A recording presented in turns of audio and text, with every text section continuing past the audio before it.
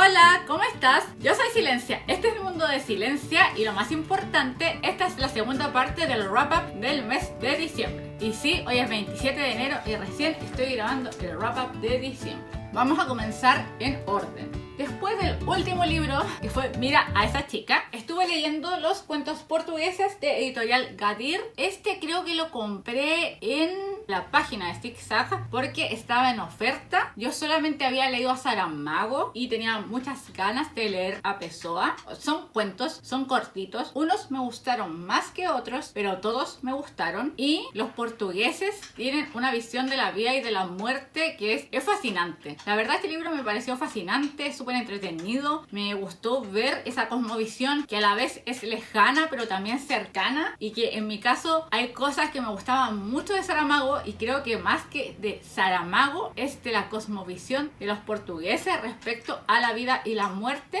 Así que disfruté harto, creo que es una súper buena introducción a leer portugueses, que es lo que decía que pretendía esta obra, y yo me quedé con ganas de leer más de estos autores porque están wow los cuentos. Tienen un tema con la muerte bien fuerte y con el amor. Se lo recomiendo si quieren leer más de esta literatura, si les gustó Saramago y quieren quizás explorar otros autores. A través de los cuentos es una súper buena manera de tener como una pincelada general. Después de eso, escuché un audiolibro, mi primer y único audiolibro del 2022, pero yo me siento completamente realizada porque es algo que a mí me cuesta hacer mucho y siento que este año lo hice y lo hice bien. Y fue una canción de Navidad de Charles Dickens, y en este libro aparece mucho diálogo, entonces las películas sí son muy fieles al libro en ese aspecto. Yo no recordaba haber leído ese cuento antes, pero era muy igual a las películas, entonces un poquito extra a esas películas que han sido fieles a lo que quiso transmitir Dickens, y de alguna forma por eso han seguido tan vigentes, porque de alguna manera nos conmueve este personaje, el señor Scrooge, que es un personaje totalmente egoísta, que no se conmueve con nada, como que todo le da lo mismo excepto ganar, ganar, ganar, a fin de nada. Es como una carencia que él tiene, es una carencia que él necesita llenar con cosas, y cómo va cambiando conociendo a los tres espíritus de la Navidad. Me gustó mucho, lo disfruté un montón y creo que fue la lectura más navideña que he tenido en muchos años, así que feliz. Después leí este libro que me lo regalaron en un evento y es Confesiones de una soltera. Este libro ya es antiguo, no tengo idea de quién, de Plaza Janés. Me lo regalaron en un evento de algo nada que ver con libros. Se agradece la intención de haber puesto un libro, pero para la próxima ojalá pongan un libro mejor. O es que definitivamente yo no soy el target de esta obra, porque a mí me pasa, por ejemplo, yo recuerdo que yo antes leía el blog de Confesiones de una borracha, me reía un montón. ¿Soy yo esa persona? No, porque yo me curo con tomar agua. Entonces yo como evito beber mucho porque no me gusta estar ebria, porque mi tolerancia al alcohol es baja. No sé si se entiende. Pero yo la leía en su blog y me reía un montón. También hay otras que, pero esta es mexicana, no me puedo acordar, de una mujer que trabaja, que también tiene unos temas y también me río un montón. Y claro, yo decía, no, es que esta en realidad no me gustó porque no me sentí identificada con esta soltera y todo. Pero ahora que lo pienso, en el otro caso tampoco me sentía identificada con ella, pero sí me reía, sí me parecía graciosa. Y esta fue como, no me pareció entretenida, no me pareció nada mucho, y definitivamente no soy el target de este libro porque me cargó. Son las historias de una mujer joven que está estudiando y que vive su sexualidad de manera loca. No sé, es que de verdad es que decir eso es como... Ay, que no sé cómo explicarles, pero son como cosas que me cargan como de clichés, de estereotipos que finalmente se han creado como de la juventud chilena. Pero este libro me aburrió. Me encantaría explicar por qué. Alguna vez voy a hacer un análisis interior y buscar las características que definen a ese tipo de literatura, clichés chilenos que me cargan. Y después me fui al otro extremo de la literatura chilena porque leí a un autor de vanguardia que es un... Estoy buscando el concepto. No voy a usar la palabra correcta, pero es como un autor que tú amas dentro de canon chileno porque él es parte de las vanguardias y él no fue apreciado cuando estaba vivo porque era vanguardia. Y claro, si tú eres una vanguardia y estás en un país que es más tradicional, difícilmente te van a considerar mucho, pero tempranamente fue rescatado. Yo no había leído este, se llama Miltín, y las ilustraciones son de Daniel Blanco. Este libro de la editorial Pehuen, yo les mostré El Árbol, que también es de esta misma colección de libros. No sé si se acuerdan del formato. Es un cuento, pero uno queda para adentro. Las ilustraciones también siento que están muy acorde y se me puso la piel de gallina con este cuento. No les voy a contar mucho porque es un cuento, pero siento que está bien curada esta colección, así que a mí me gustó harto este. Quiero releerlo y hacer quizá una reseña para Instagram porque igual tiene que ser algo muy cortito. Después leí otro libro que me llamó mucho la atención. Lo había visto, no solo sino que siento que con la canción de Aquiles yo no sé tanto de este tema. Entonces yo más o menos cuando sé que fue como el furor con la canción de Aquiles, que una serie de escritores que escribieron sobre la mitología griega.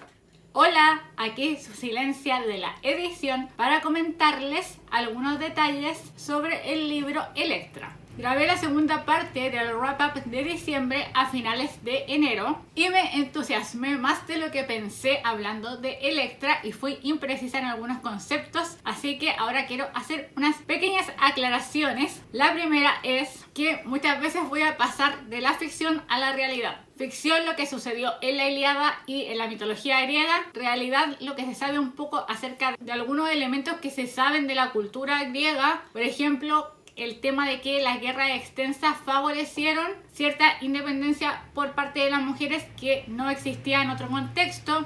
A mí lo que más me llama la atención de la mitología griega y que es lo que se ha reescrito mucho son los personajes femeninos, porque de alguna forma los personajes femeninos son de los que tenemos más que nada como que hacen apariciones de cosas que hicieron muy fuertes y como que no sabemos más qué pasa, como qué piensan esos personajes, qué pasa detrás de esos personajes. Porque por ejemplo, no sé, para mí no es tan llamativo la relación que tenía Aquiles con su parejo, porque eso está en los libros originales, eso está en la Ilíada, es como, sí, son pololos. Era parte de... Las relaciones eran entre pares generalmente. Y tu par es un hombre, no una mujer. Pero a mí lo que me da mucha curiosidad son estos personajes femeninos de lo que en realidad se sabe poco. Se sabe muy poco de lo que pasaba con las mujeres. Hay algunas cosas que se saben. Por ejemplo, que efectivamente estas guerras tan extensas en que salieron muchos hombres, al menos los hombres que estaban en condiciones de pelear, fueron muy positivas para las mujeres. Porque al no haber hombres, ellas se pudieron hacer cargo de las haciendas, de los dineros, de ir a distribuir cómo se hacían las cosas y les dieron mucha autonomía. Entonces muchas mujeres, cuando terminó la guerra y sus esposos murieron, no quisieron volver a contraer nupcias porque en el fondo era limitarlas, y para que ellas se iban a limitar si ya estaban en una situación en que se habían acostumbrado a tener su propia autonomía. Entonces es muy interesante. Y la historia de Electra, si el spoiler es de la época griega, no es spoiler, ¿cierto? Pero para los que no han leído la Ilíada,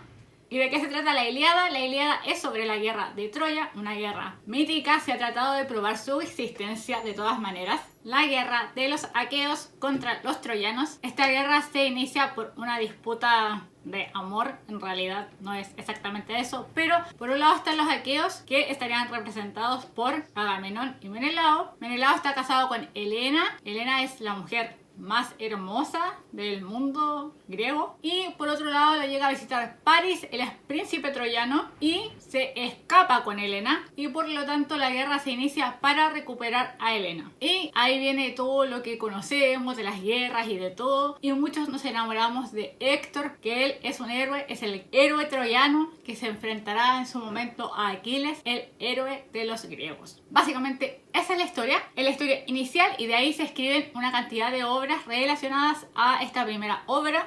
Y cuando Agamenón quería salir a Troya, había malas condiciones climáticas. ¿Y qué es lo mejor que podemos hacer ante una mala condición climática? Sacrificar a una doncella virgen. Sí, señor, lo mejor que podemos hacer. Funciona desde la época griega. El tema era que Agamenón sacrifica a su hija también porque es un sacrificio como más grande. Porque no es como, ya pesquemos cualquier doncella virgen. No, es su hija, es como la hija de un rey al final, es una princesa. Pero Clitemnestra, que es la mamá, no se lo toma muy bien. Y eso es que para nosotros es tan evidente, porque para nuestra época es súper evidente, para la época de los griegos no lo era tanto. Y por eso es tan choqueante la venganza de Clitemnestra con Agamenón, que después lleva a lo siguiente, que es lo que pasa con Electra y su hermano chiquitito. Y ahí es como lo que sucede, que hay otras historias que, si no me equivoco, es la Orestiada, si no me falla la memoria, o las Erinias, creo que. Pero el asunto es que ellos, en la cultura griega, igual que en todas las culturas, hay también culturas como judiciales. En este caso, cuando estoy hablando de sistemas judiciales, en realidad me refiero como más a lo abstracto, a que para cada cultura hay crímenes que son más terribles que otros, como más condenables que otros. En este caso, un poco lo que quieren mostrar estas obras que tratan de Electra y Orestes tiene relación con que el sistema judicial se estaba quedando atrasado respecto de la cultura.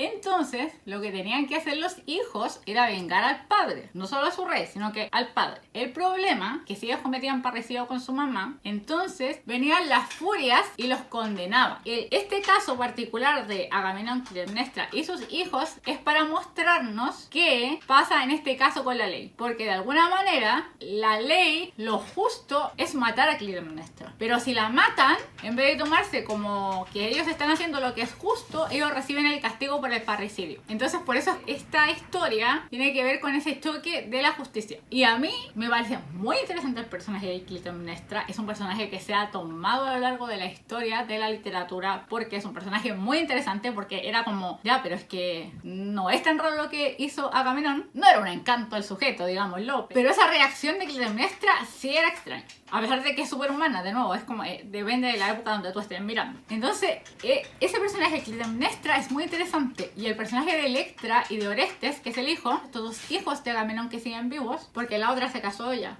Se casó y se fue. Estos dos niños jóvenes que quedan vivos están en una situación muy precaria respecto de la justicia. Es muy interesante como la mezcla del deber ser con el que quiero hacer. Acá siento que el deber ser y el querer hacer están bien así como... No están tan en tensión como lo que yo les estoy contando como de las obras dramáticas griegas. Pero sí, porque está resuelto de una forma en esta interpretación. Pero sí son personajes que a mí me interesaron. De hecho aparecen 3 personajes femeninos en una historia coral que está contada por Clitemnestra, Electra y por Casandra. Entonces Clitemnestra y Electra nos cuentan desde el lado de los griegos. Casandra nos cuenta la historia desde los troyanos. Casandra es hija del rey Príamo y ella lo que quiere es ser como su mamá, que su mamá es vidente, probablemente adivinadora. Tiene otro nombre, lo olvidé. El asunto es que la mamá le dice, oye, esto es una maldición, no algo bueno. Y la otra, no, que darle. Y al final, Casandra recibe el don de la evidencia, que es que se llama así, pero viene con una maldición, porque así es que los dioses griegos eran bélicos. O sea, yo encuentro que el dios del Viejo Testamento es bélico, pero los griegos, o sea, es que nos tenían de marionetas. Entonces, es como, ok, tú vas a tener el don de la adivinación, pero nadie te va a creer. ¿De qué sirve? ¿De qué sirve? Todo el mundo cree que está loca. Entonces como que es terrible porque el personaje ve todo lo que va a pasar. De hecho yo creo que también ese fue el juego en la obra, de que nos pudieran contar esas partes que faltan a través de este personaje. Pero lo terrible que es que todo el rato tú digas, mira, esto va a pasar.